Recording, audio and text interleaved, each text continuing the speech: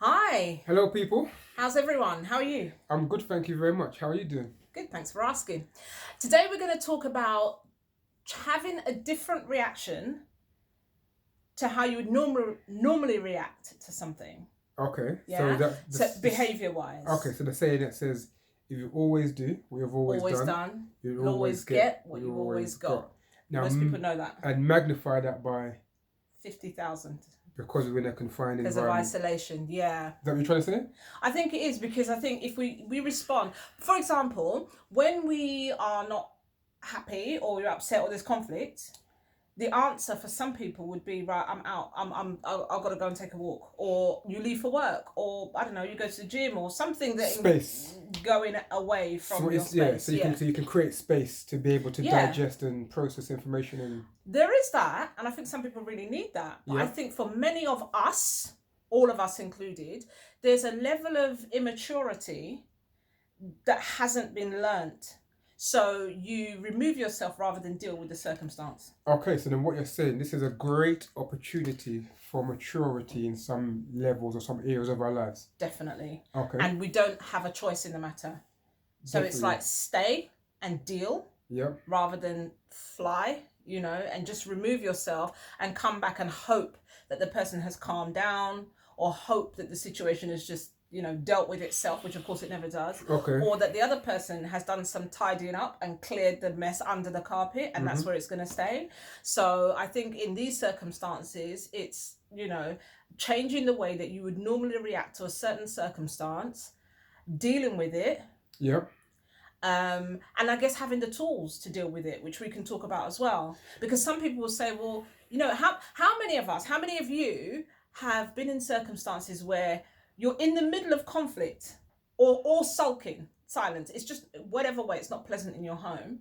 And internally you're thinking, I don't even want to behave like this. Mm-hmm. Why am I doing this? You're having a conversation in your head like, stop this, stop this. You said you weren't going to do this anymore. And yet, or you say to yourself, don't say it. Don't say it because it's just going to make things worse. Mm-hmm. And then Yeah. you say it. Yeah. So it's an opportunity to deal with internal mechanisms, really. Yeah. I think again, I think the biggest battle is the battle that's within Yeah. more than anything. And I would say, for my process of learning at the moment, my self-talk, um, the way that my mind works in situations, I'm really kind of having to reevaluate or just reflect on what makes me tick, Yeah. what doesn't make me tick, what Or makes me what ticks you off? or what makes me feel a certain way. Yeah, what gets me in my feelings of really shouldn't, because I think it's unusual circumstances that we're in. Do you know what? I love that phrase. I What's know that? it's all very now and very slang and whatever. In my feelings. Yeah. Or he's in his feelings.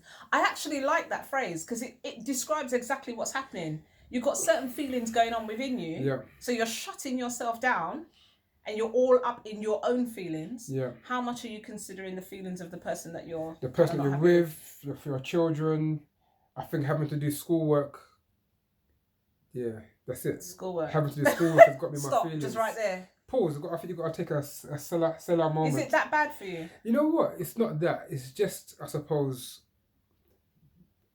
juggling being a parent, Yeah. not being too harsh, understanding the impact of what I say and my reactions to situations.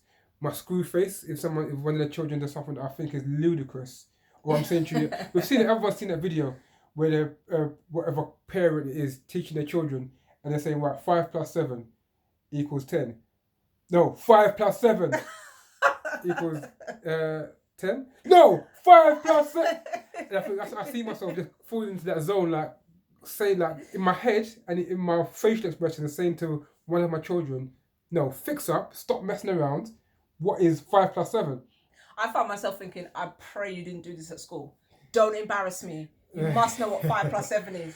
So in that, and I think it's again because the circumstances, because I know I've got deadlines, I've got work that need to be getting done. Yeah. My tolerance levels are low, so I'm getting in my feelings about stuff like that, and it's impacting then the rest of my day or the rest of my next half an hour. And see, the thing is, when you feel that way, and then I come into the equation, the response I might get from you, having not done anything to actually annoy you, but because of the way you're feeling, your reaction to me is different to what it might normally be. Yeah, definitely.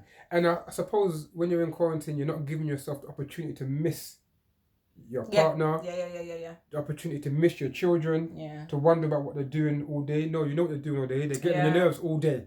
I mean, does anyone?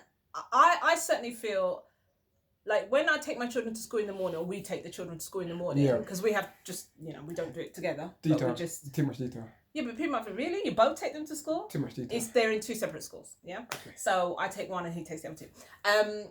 Yeah, when you take them in the morning, I think, oh, right, get to work or do what you got to do and whatever, do things in the house in peace and all that kind of thing. And then I find that as the time goes on, I get to a point where I think, oh, I can't wait to go and pick them up. I can't wait to see them.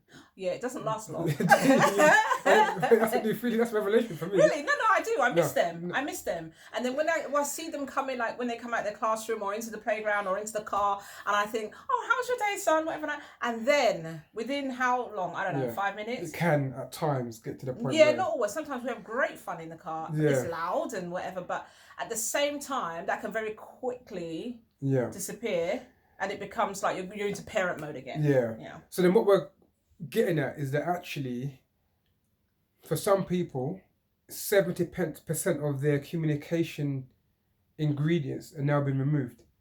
Yeah. Because you can't ask the children or ask you, how was your day at work today?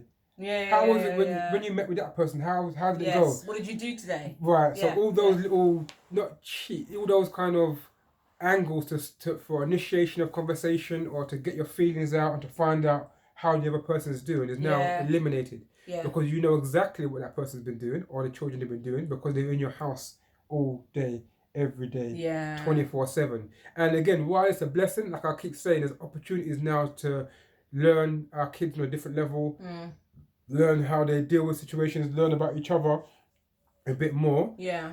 There is going to be those pressure points. Yeah. And I suppose in those pressure points, that's where the whole changed reactions come into it. Is that situations that might get you in your feelings, how do you almost transform yourself internally and externally to give a soft response or to still engage and not just zone out? I tell you what really helps me. When I feel something building up within me, because of something you might have said, or done or not done. That's quite a word I've said. Haven't said done or not done. That's everything. No. In the sense, no, I don't mean generally. I mean, for example, if there's a particular task or a particular, I don't know, action that you were supposed to do. For example, you said you would do, and then you haven't done it, or whatever it might be. Whereas a changed reaction for me would be, rather than saying, well, have you done this? Have you done that? No, I haven't. Yeah, but you said you would. Yeah, but I haven't. Well, the thing is, if you don't, rather than going down that road, I'm taking myself away and I'm having like, what would we call it, 30-second prayers. Okay. Do you know what I mean? It's like, God, help me. Help me. Not help you, because we're all going through this. Yeah. Help me to be who he needs right now. Help me to not have the same reaction I normally would. Yeah. Help me not to say the words that really want to come out, but would definitely 1,000% cause conflict. Help me to treat this situation different to how I would normally.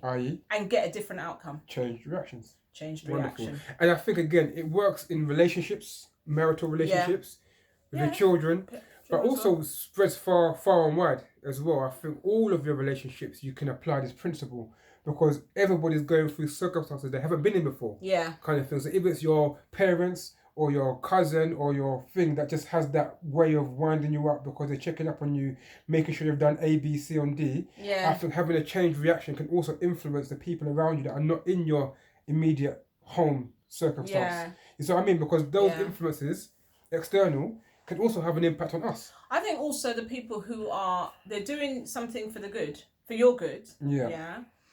And they're also making assumptions.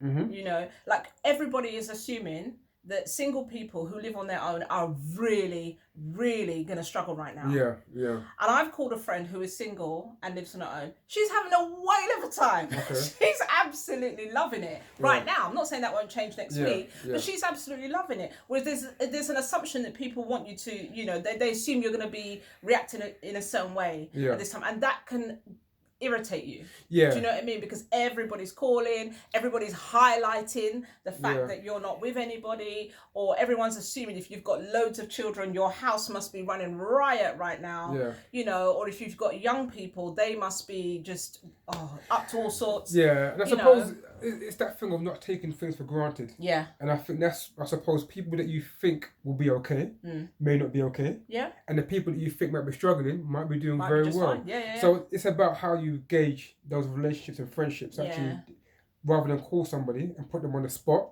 Yeah. Might be worth just messaging them and seeing how they respond to that, and then maybe building up to a phone call. But I do think it's our individual responsibility to communicate what's going on as well with us, because a friend of mine said to me, outright, she just said, standard, you need to call and FaceTime me every other day. I need to see faces.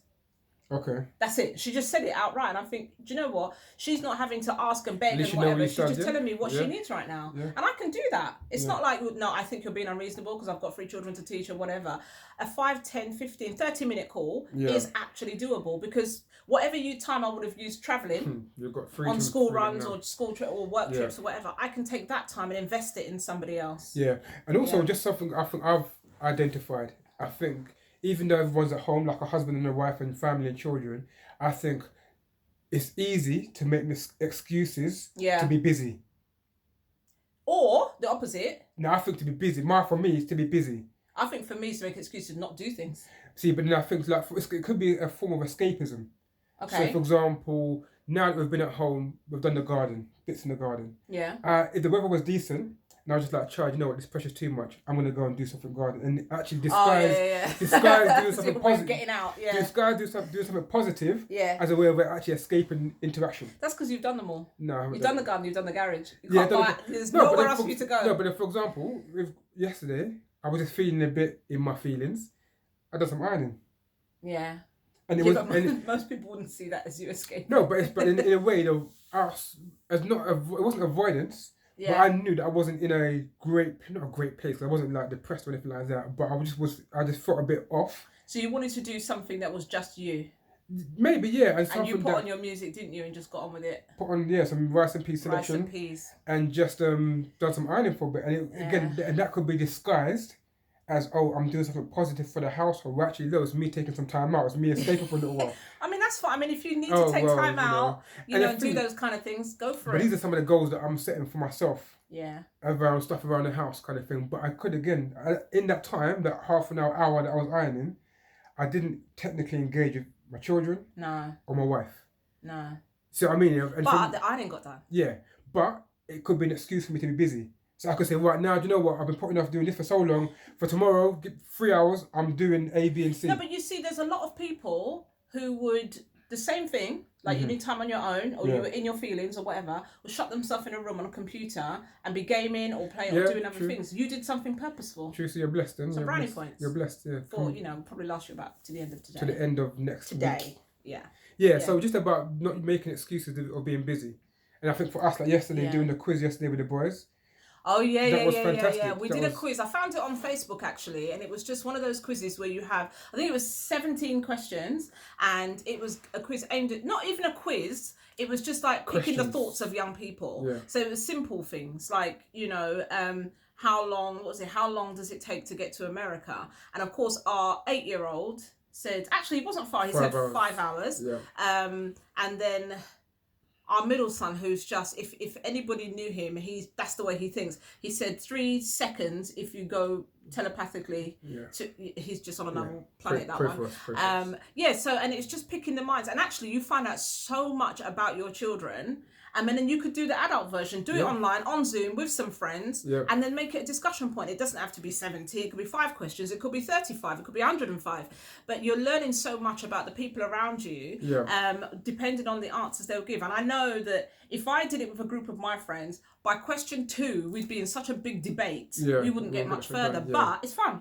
Creative. And you're not just focusing on, oh my gosh, I'm locked in, I'm isolated, I can't get my usual snacks from the shop, and all. You're taking it away from the stuff that's going on right now. It's about getting that balance, because obviously social media, so many people are posting the reality, which needs to be heard about people that are ill or passing away or whatever. Yeah. Obviously the conspiracy theories as well. Yeah. And some people are busting jokes around it as well, Yeah. which I get, I understand. Yeah. But I think internally, for us as a family, we've had to be creative. Yes. We've had to look at new ways of doing things. We've moved it out. We've done the kids' movies and we've watched movies that we've moved. Anyway, kind of, I fell asleep last night as well. Did you know that? You fall asleep at every movie. Did you know I fell asleep yesterday? Yes. No, you didn't know. You did. Yes, everybody, the kids know it. It's like, oh, that is asleep. All right. You never watch a full movie. So we've had to be creative about how we engage with each other, Yeah. Play games, while still getting work done for ourselves. Yeah. School time for the boys, and I suppose some restricted outside time as well. So we've had to change how we react to situations, kind of thing. Both being on hold for an hour and a half trying to call utilities and pay stuff as well.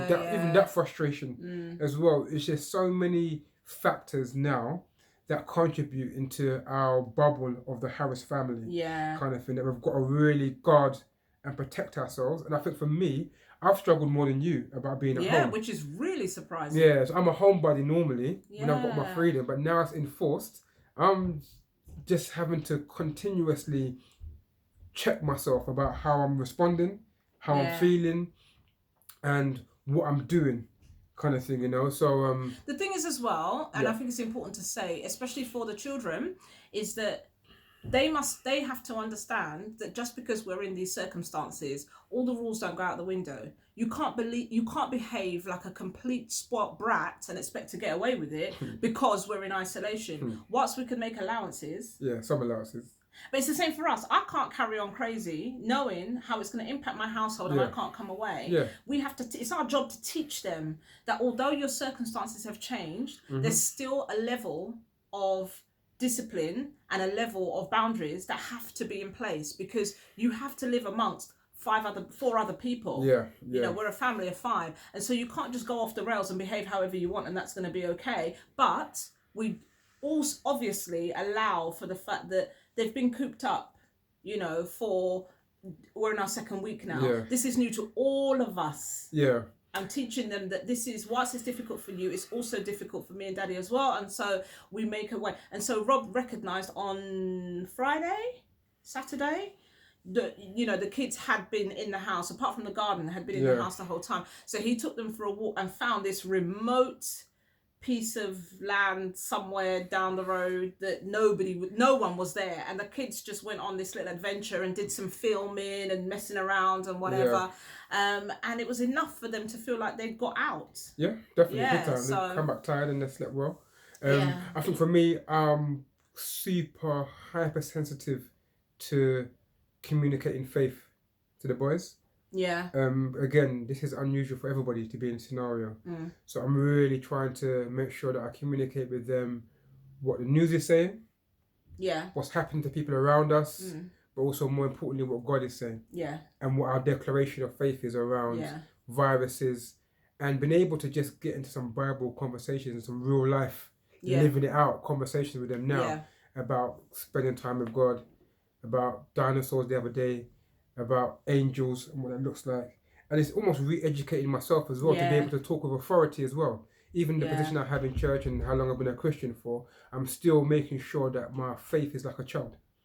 Still kind of learning new things and having that dialogue with them, just picking their brains about what their perception of faith is. It's important. It's funny you say that because, you know, faith like a child, it's like going back to basics. And this is real. And I think for us, like in everything, it's even cooking. Yeah. Going back to raw materials, raw ingredients, and creating meals out of that. So much of what we're going through now is like going back to basics. With internet. That's the only thing. It's true. Yeah, you've still got social media. Disney Plus. You've still got social media, but actually the day-to-day living or living it out. Output. Is back to basics. Definitely, 100%. Yeah. You know, and living simplistically to some degree. And reevaluating and appreciating what we have. Yeah. Appreciating that we're in a family of 5. Yeah. I'm saying to the boys that listen, some of your friends don't have brothers and people that they can play with.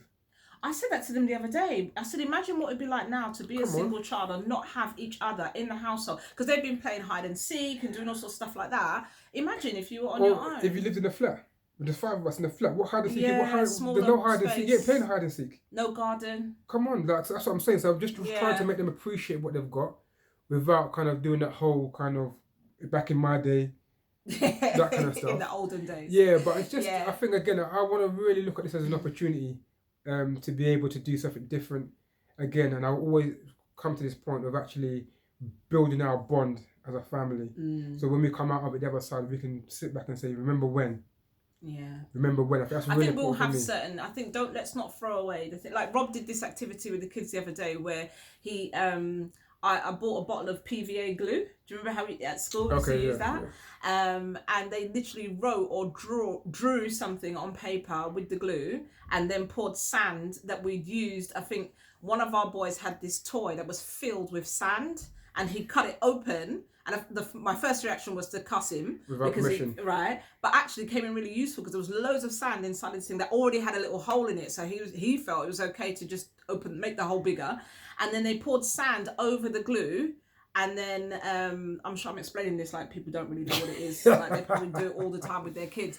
But and then poured the sand off, and so what you're left with was a picture or wording that was made out of sand. If you like, I should have just shown it really. Yes. But yeah, and actually that's something I think we would keep because it was quite inventive for what we had because we didn't have sand in the house to hand, but there was some in the toy. And it turned out really, really well. And they had great fun doing it. And that's something that I wouldn't normally do in general. Anything to do with arts or mess. Arts or crafts. Anything to do with mess. That means I've got to tidy up after. Yeah. Ain't happening. So we have to be creative. So changed reactions. Yes.